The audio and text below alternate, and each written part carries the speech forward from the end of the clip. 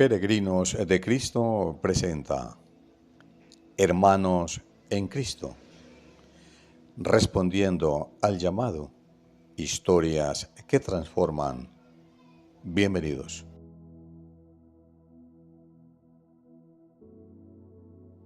Peregrinos de Cristo, reciban todos ustedes un cordial saludo. Les habla Daniela Fronda, hoy para la sesión Hermanos en Cristo.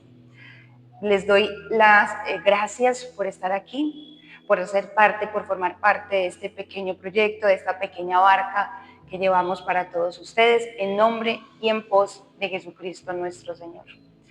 Hoy, como pueden ver, me encuentro con Juan Pablo. Tengo la dicha, el gusto de compartir contigo, Juan Pablo, nuevo miembro de Peregrinos de Cristo, una pesca que hice por este lado. Y bueno, feliz de estar aquí compartiendo contigo hoy, Juan Pablo. Bienvenido a Peregrinos de Cristo. Muchas gracias, Daniela. También muchas gracias a todas las personas que se unen a este proyecto y hacen parte también desde su oración, desde su presencia y también desde los diversos campos de enseñanza que la fe nos permite compartir. Sí. Es para mí un privilegio, una oportunidad también, una bendición de Dios poder compartir mi experiencia de fe, que es también una presencia de Dios para cada uno de ustedes. Así es, Juan Pablo. Qué bonito que lo que nos compartes, y vamos a empezar a conocerte un poco. Hoy, en esta entrevista, vamos a explorar un poco también qué será la compañía de Juan Pablo en Peregrinos de Cristo, dónde lo vamos a poder ver, escuchar, encontrar, cuál será su proyecto, su aporte para nuestra barca. Entonces, más adelante, estos detalles. Juan Pablo, ¿cómo te defines? ¿Quién es Juan Pablo? Bueno, esa Gran pregunta pregunta. ciertamente para cualquier persona, definirse a sí mismo siempre va a ser un misterio, comenzando porque Dios nos ha hecho a cada uno de nosotros partícipes de esa gracia, de esa bendición, de que si Él ciertamente es infinito en esencia, nos ha compartido algo de esa infinitud, de ese misterio, ¿cierto?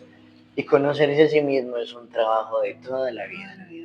Hoy tengo una percepción de mí, hace años atrás tenía otra percepción. Sin embargo, hoy en día me puedo definir como un apasionado por el conocimiento, por el servicio a los demás, desde el servicio de la verdad. Ciertamente no siempre es fácil definir qué es la verdad, pero desde nuestra experiencia de fe, que fue esa la pregunta de Poncio Pilato a Jesús, ¿qué es la verdad? Cui veritas.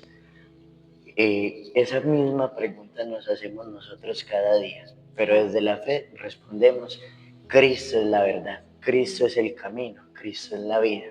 Sin embargo, toda mi vida ha sido eso, un descubrimiento de la verdad, un anhelo de estar cerca a esa fuente principal que todo ser humano tiene deseo en el camino, que muchas veces se manifiesta en otras expresiones, en las ciencias, en la filosofía, de la que hago parte también porque soy educador del área de ética, religión y filosofía.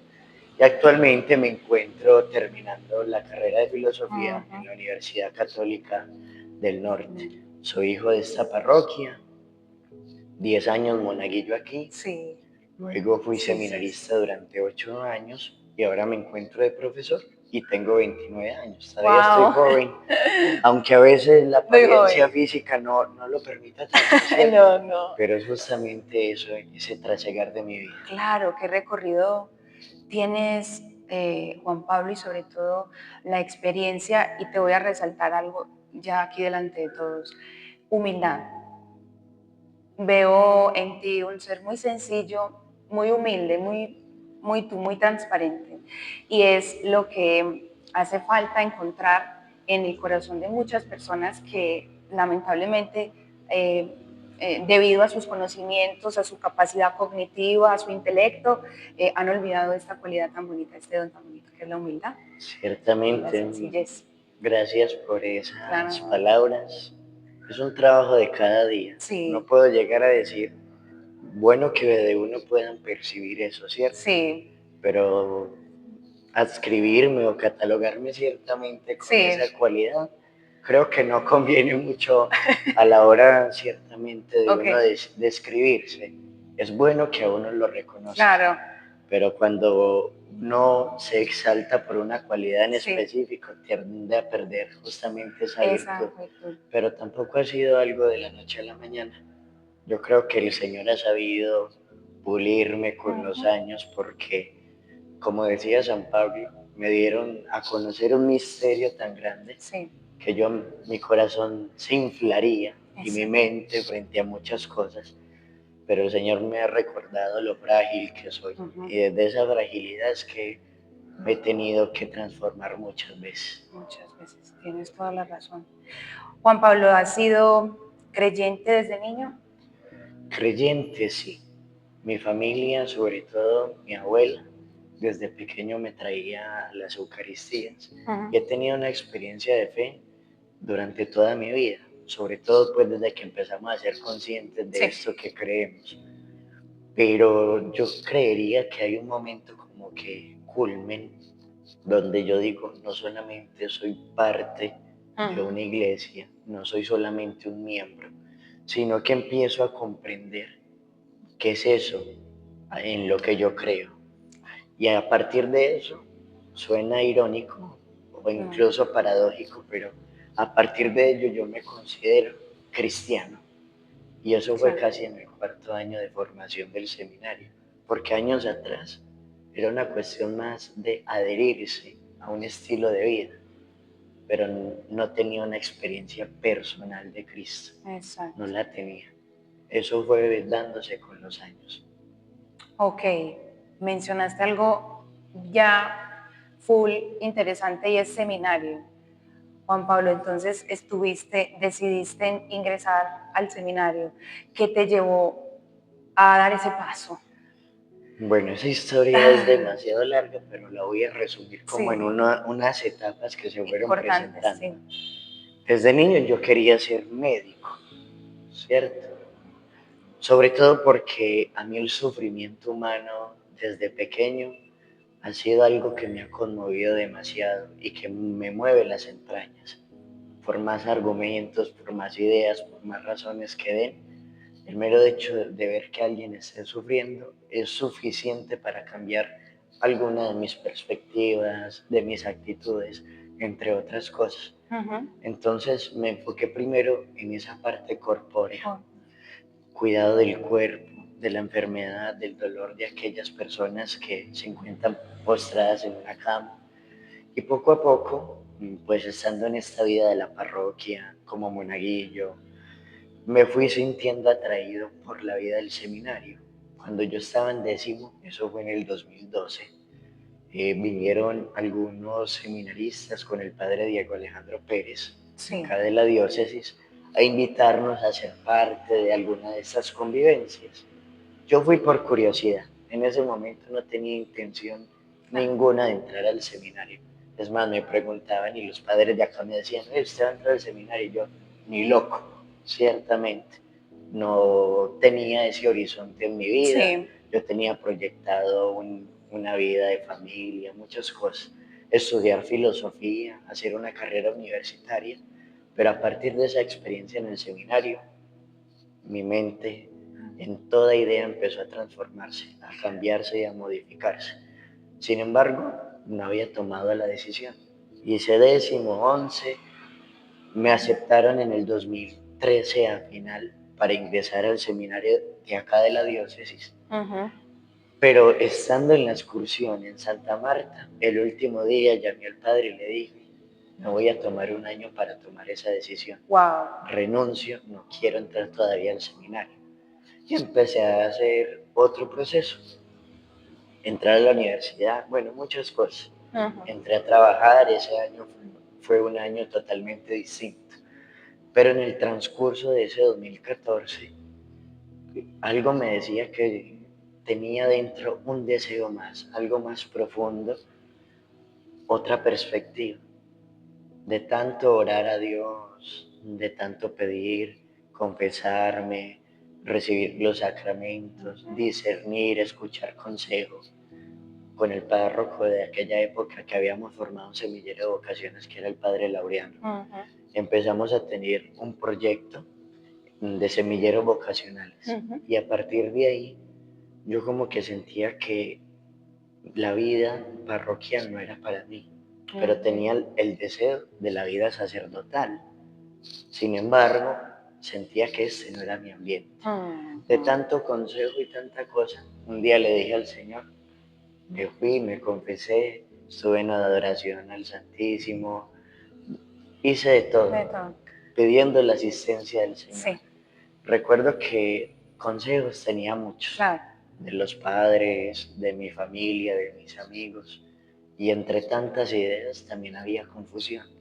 El padre Laureano, en esa última confesión, me dijo, no escuche todas esas voces, Wow. escuche el Espíritu Santo. Sí, sí, sí. Por gracia de Dios, podemos llamarlo mística, coincidencia, diosidencia, como lo quieran llamar cada Ujú. uno. Ese día le dije al Señor, voy a abrir las Sagradas Escrituras. Yo no creo en el azar, pero confío Exacto. que donde abra, ahí va a ser la respuesta que usted me va a dar. Cuando abrí el capítulo 4 de San Lucas, versículo 18. El Espíritu del Señor está sobre mí, porque me ha ungido y me ha escogido para evangelizar a los pobres, liberar a los cautivos. Y por esa época yo ya había conocido una comunidad religiosa que el carisma y el lema de la comunidad era justamente este versículo de San Lucas. Mm. Entonces yo dije, claro, el carisma de San Vicente de Paúl, Oh, el servicio a los pobres, fue lo que dijo, voy a tomar esta decisión con dudas, ciertamente, porque aunque el Señor me había dado una claridad ahí, claro. no había hecho un proceso de años ahí, no conocía a nadie, nadie me conocía, era Ujú. una experiencia totalmente nueva, pero decidí entrar al seminario. En el 2015 ingresé a la comunidad y duré casi 8 años completos en la comunidad. Wow, muchos años. Hice la filosofía y la teología. Hoy en día han cambiado las comunidades Claro. religiosas de nombre, ya se llama etapa discipular y etapa configuradora. Ok, Ciertamente, más o menos así fue mi proceso. Es mucha más bien. larga la historia, pero eso fue lo que aconteció. Sí, bueno, Juan Pablo, entonces 8 años de estudio, de formación, me imagino de mucho discernimiento también. Luego, entonces, ¿qué sucede? Te retiras de este proceso. Ciertamente, dicen por ahí que los caminos del Señor son Es misteriosos, muy, ¿cierto? mucho. A veces que en la experiencia de fe, Sí.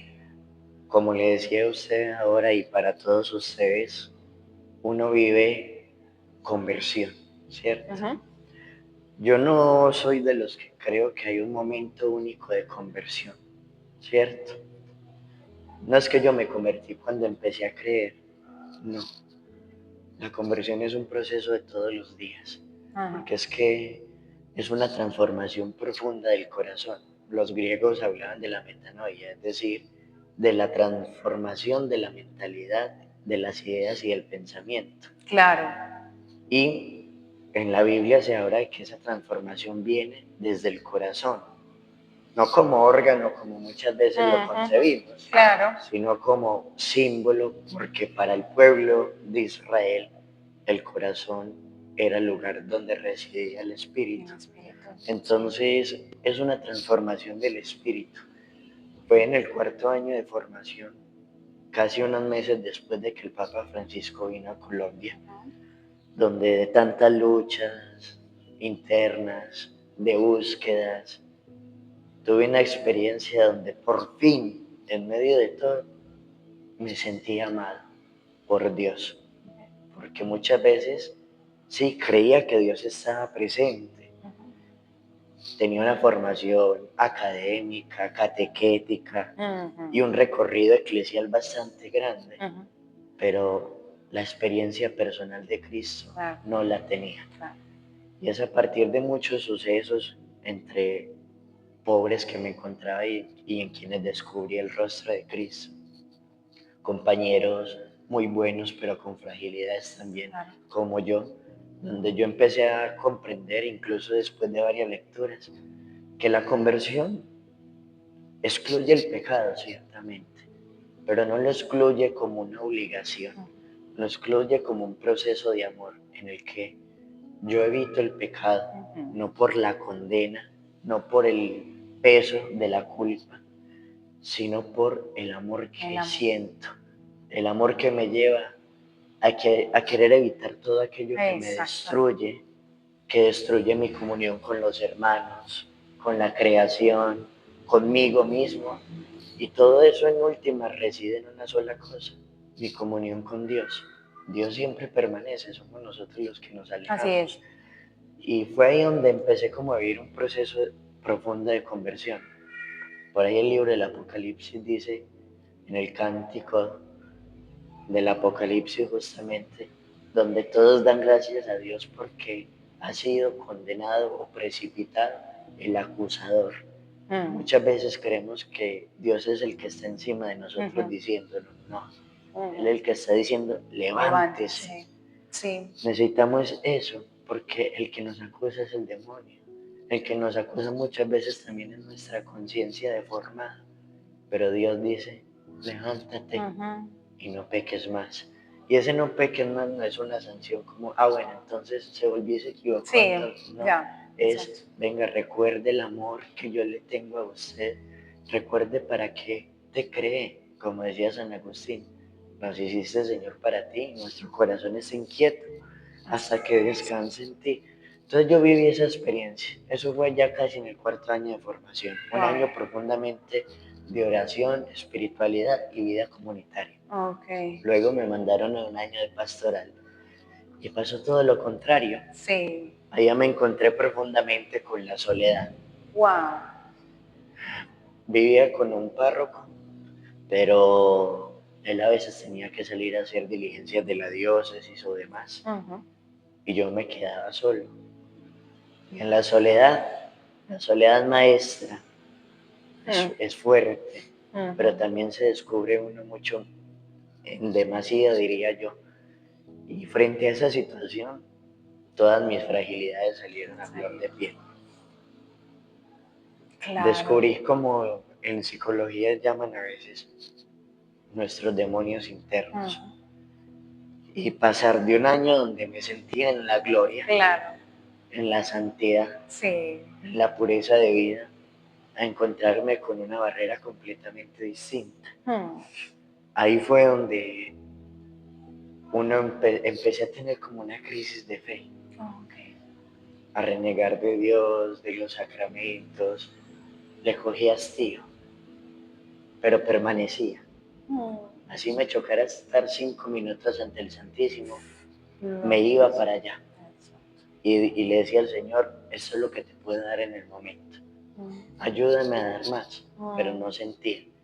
Al año siguiente volví al seminario y comenzó también una cantidad de situaciones en las que yo le decía al Señor, dame la fuerza para discernir, dame una señal de que pueda permanecer yo aquí, porque yo quiero seguir. Sí.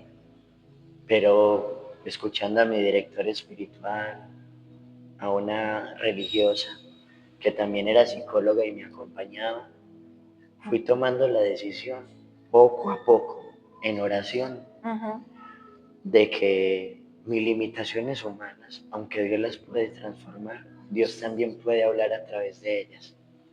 Y con cierta resignación, porque me ha costado aceptarlo, dije, no estoy en las capacidades, ni físicas, ni mentales, para continuar en el seminario.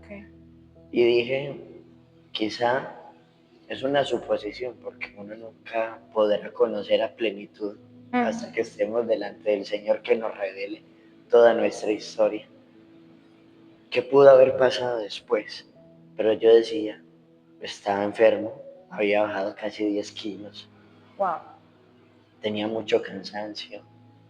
De por sí, aunque no por vanagloriarme ni nada, pero había adquirido un cierto estatus dentro de la comunidad por mi capacidad académica, organizacional, en fin, tenía muchas responsabilidades encima. Entonces, en un momento el Señor me enseñó que no podía ser fuerte, que tenía que abandonarme completamente en Él. Y ahí fue donde tomé la decisión el 19 de junio del 2022, justamente el mismo día de las elecciones presidenciales de la actual presidencia. O sea, ya voy casi para 4 años. Este es el tercer año, 4 años de haber tomado esa decisión. Qué fuerte, Juan Pablo. ¿Cómo te sientes hoy con esa decisión? Como les dije ahorita, como Sí. le comenté, en el momento fue un golpe terrible, Sí. ¿cierto? De por sí porque el único proyecto de vida que yo tenía era ese. Ya después de que yo había renunciado a otras cosas, yo no me proyectaba haciendo otra cosa en la vida. Y si con cierto orgullo o petulancia podría decirlo, en algún momento dije, de aquí me sacan, pero muerto. Y no fue así, Y no ¿cierto? fue así, sí. Pero el Señor va haciendo camino. Yo antes era una persona muy rígida. Todavía soy muy meticuloso, pero antes era muy rígido Eras y más. severo con los Sí. demás. Y el Señor me fue mostrando que eso mismo que yo podía condenar en otros, lo podía cometer yo. Entonces poco a poco fui diciéndole, Señor, hágase tu voluntad, Claro. ¿cierto? Claro. No con cierta pues renuencia, cierta Sí. dificultad, porque no siempre uno es capaz de decirle al Señor de golpe, Es verdad. lo hago. No, No. no le pone ciertas trabas a lo que el Señor quiere Sí. en la vida de uno. Y aunque yo he sido creyente, también reconozco que aunque la voluntad de Dios se hace en nuestra vida, con cierta libertad, Él permite que nosotros tomemos decisiones, porque Él no vive controlando nuestra vida, no tiene títeres, tiene seres humanos, hijos amados, a quienes les da una libertad y Él va acompañándonos desde cada decisión que tomemos. Qué fuerte. Si nos desviamos, desde ese desvío, Vuelve a recalcular el... Él aprovecha ese desvío para guiarnos hacia otra parte. Hermoso. ¿Cierto? Entonces, yo en ese momento dije, si no tomo esta decisión, voy a cometer un error a futuro. Y ese futuro puede llevarme o a hacerme daño, hacerle daño a los demás, o incluso a la misma iglesia. Y no porque yo sea malo, sino porque yo decía, en este momento estoy profundamente herido. Tengo una historia que desde niño me acompaña también, situaciones de mi contexto, bueno, muchas cosas que van pasando y que de una otra manera en la vida en el seminario me permitió también descubrir que me costó aceptar muchas cosas, sí, pero llegué hasta allá, entonces eso trajo paz. Claro, han pasado 3 años, hay momentos en los que uno recapitula y vuelve y dice, Señor, si habré tomado la decisión correcta, pero vuelvo y recapacito y digo, venga, es que yo no tomé una decisión a la ligera, la tomé con consejo de dirección espiritual, de mis compañeros, de mis amigos, de mí mismo en oración. Entonces dije, no, si tú quisiste, Señor, que tomara esa decisión en el momento era porque lo necesitaba. Si algún día quieres que ese llamado a la vida sacerdotal vuelva encaminada en otra dirección, ahí estaré. Pero si no, todo lo que aprendí en la vida del seminario, que sirva también para evangelizar. Ciertamente hay como una concepción de que ese proceso de conversión es rectilíneo. Entonces, claro, y uno tiende a pasarle eso, porque cuando una persona vive una experiencia de fe nueva, podemos tener dos extremos en la vida de fe. Nos encerramos tanto como en la doctrina, en el dogma, en tantas situaciones, que descuidamos nuestra parte espiritual y humana. Así es. O lo contrario, por cierta carencia en el momento de respuestas, de señales directas, entonces dejamos ciertas prácticas que nos ayudan a crecer espiritualmente a un lado. Entonces, yo digo que a veces como que en ese momento de descubrimiento uno puede tener dos extremismos. O nada es pecado y todo está permitido. Exacto. O todo es pecado y nos sentimos ciertamente excluidos de la gracia divina, porque amor. entonces venga, pero es que me confesé y volví a cometer lo mismo, no puedo comulgar. Claro. Entonces uno va descubriendo eso y eso me ayuda a tener cierta tranquilidad hoy. Yo soy una persona que psicológicamente tengo trastorno de ansiedad y depresión, Claro. pero eso me ha permitido tener otra perspectiva de la fe. Yo hace poco escribí un documento que se llama Meditaciones sobre la fe a partir del capítulo 3 del libro de Job, Wow.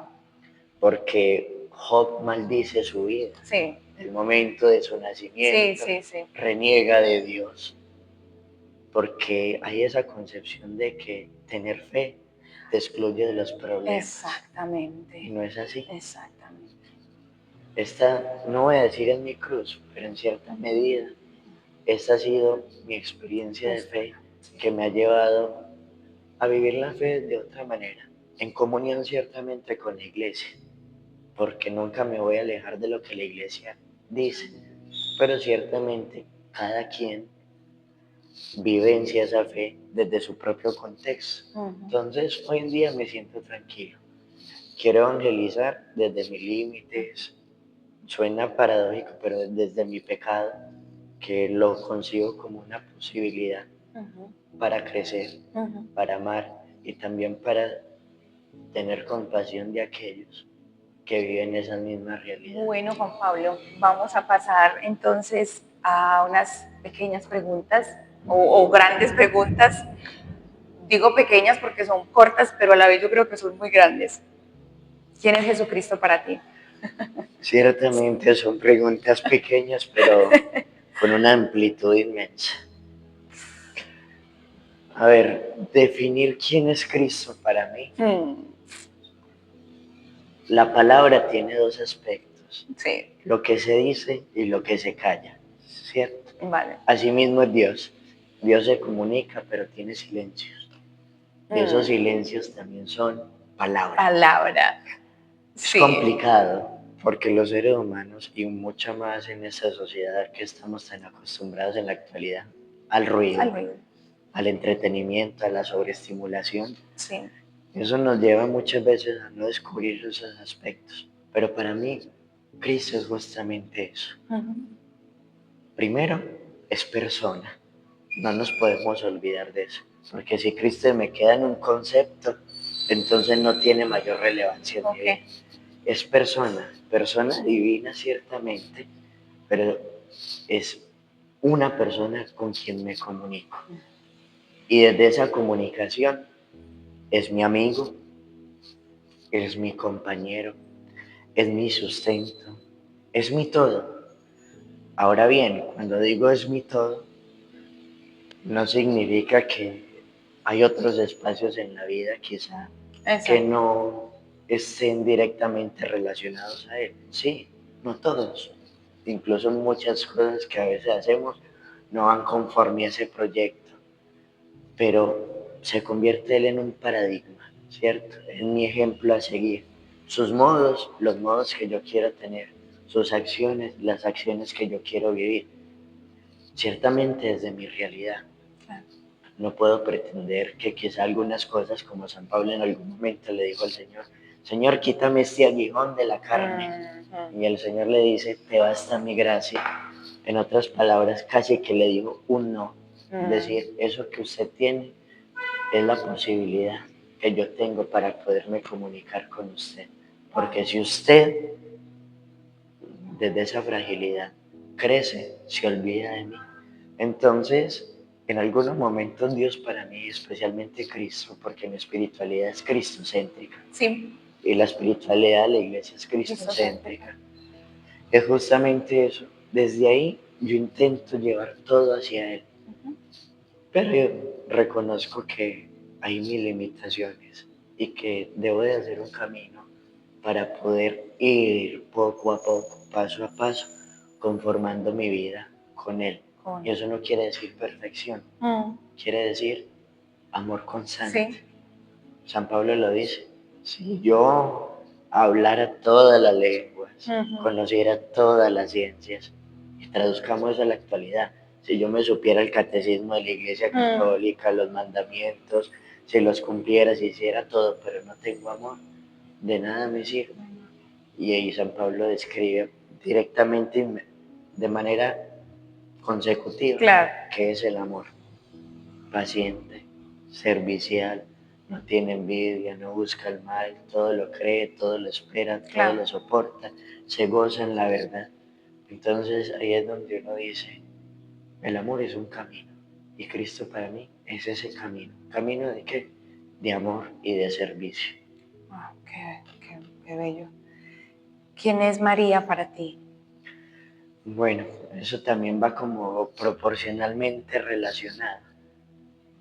Para otras experiencias de fe, quizá María no tenga mucha relevancia, ¿cierto? Si nosotros nos vamos directamente a la situación, María es una mujer, pero no cualquier mujer. María es la madre de Cristo. Y si nosotros por fe decimos que Cristo es Dios, entonces María es madre de Dios. Y si Cristo es Dios y nosotros somos sus hijos, María es madre de los cristianos. Y eso no solamente lo digo teóricamente, lo vivencio también en mi vida. Claro. Pero para mí hay algo particular, y es que yo soy ochomesino. Sí. Mi parto, digámoslo así, estaba presupuestado para junio, pero por cosas de la vida, yo nací el 13 de mayo. Wow, ¿Cierto? 13 de mayo. Desde niño nací en un día por excelencia mariano, y eso ha marcado mucho Sí. mi historia personal. María no solamente ha sido para mí una madre en la distancia, sino no es nuestra madre solamente del cielo, como diciendo que está allá, no, es compañera del camino. Sí. Desde el día del nacimiento, pero también por formación, crecí en esta parroquia que tiene directamente, ni siquiera un título, un dogma mariano, la Inmaculada Concepción de María. Tuve formación mariana, en mi familia se rezaba el rosario, en la comunidad donde yo estaba, que son los vicentinos, la espiritualidad también era muy mariana porque fue a una hermana vicentina que se le apareció la Virgen que hoy conocemos como la advocación de la Virgen de la Medalla Milagrosa, la Milagrosa.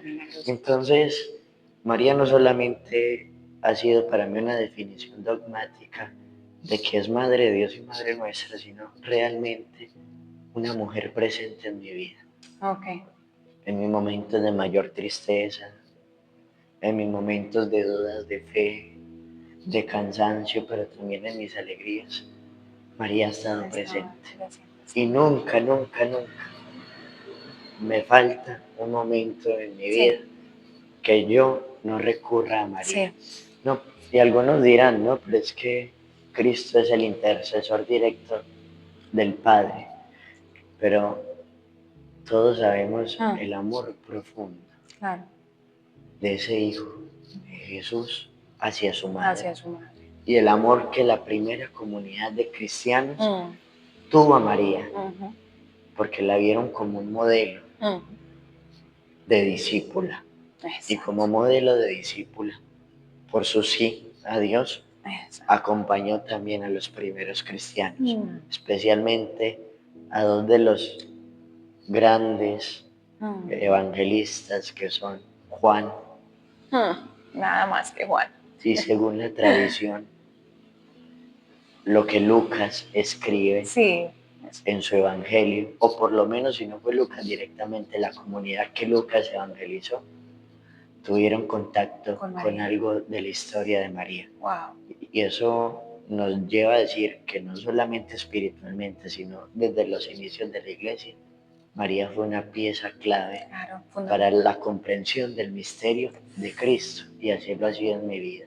Yo miro a María y, como dice en el Evangelio de Juan en las bodas de Caná, la escucho diciéndome, hagan lo que Él les dice.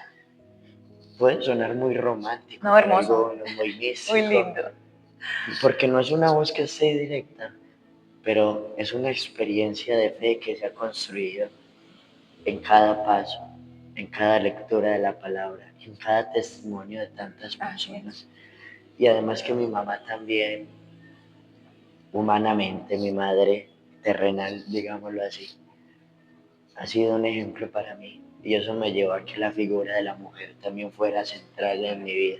Exacto. Que mucho antes de tener una experiencia de Cristo profundamente, tuve una experiencia mariana que me llevó a descubrir a Cristo. Claro.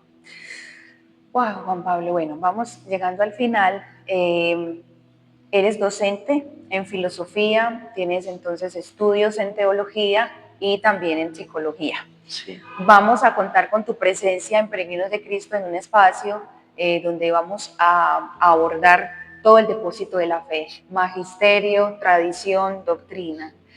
Juan Pablo, te vamos a escuchar, será un podcast, todavía no hemos definido si semanal o quincenal, esos detalles están por definirse, pero quiero que invites a los peregrinos de Cristo a que te acompañen en esta nueva sesión que se abre para todos ustedes. Bueno, primeramente es un reto muy grande, la verdad.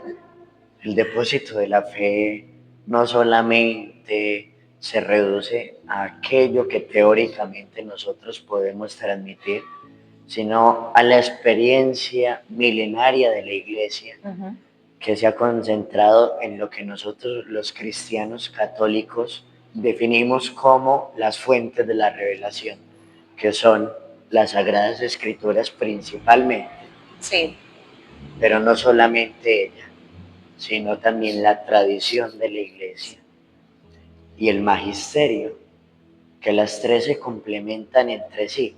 Para algunos en algún momento pueden reñir, porque hay ciertas cosas que en la práctica quizá no coincidan, pero que sabiéndolas estudiar, descubre uno cómo se relacionan. Claro, sí. Y además el reto de cómo cada momento histórico interpretó la fe.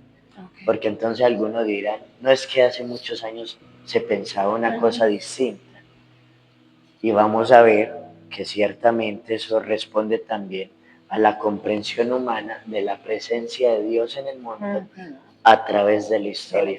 Entonces es un reto muy grande porque no solamente es teología, sino historia, es tradición, es poner varios pensamientos en diálogo, incluyendo el mío, porque de todas maneras yo soy una voz más que interpreta, pero en comunión con la Iglesia.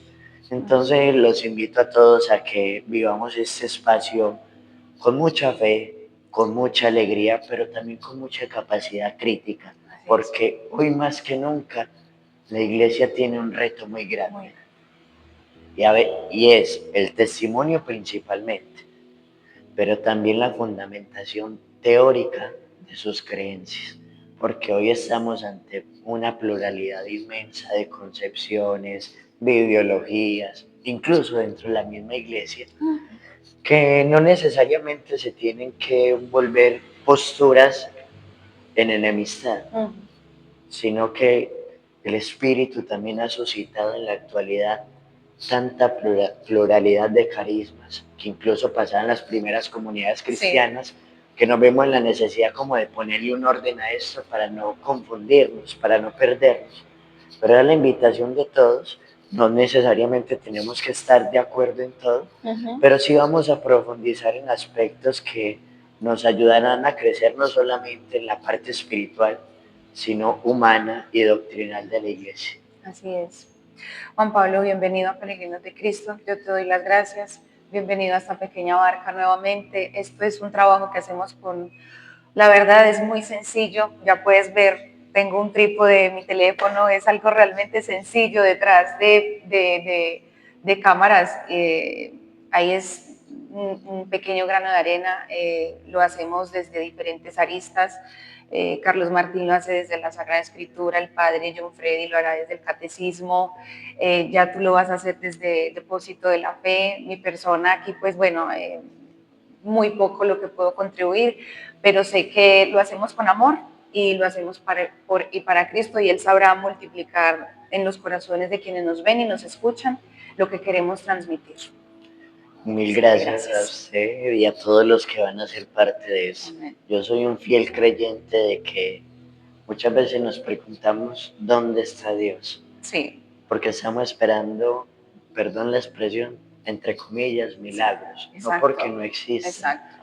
sino porque es que el mayor milagro que Dios puede hacer en nosotros es que nosotros salgamos a compartir eso que tenemos. Y ahí es donde la gente puede decir, como dice el Evangelio, en eso conocerán que ustedes son mis discípulos, en que se aman unos a otros, que transmiten eso que saben, que es que nos quedamos ahí.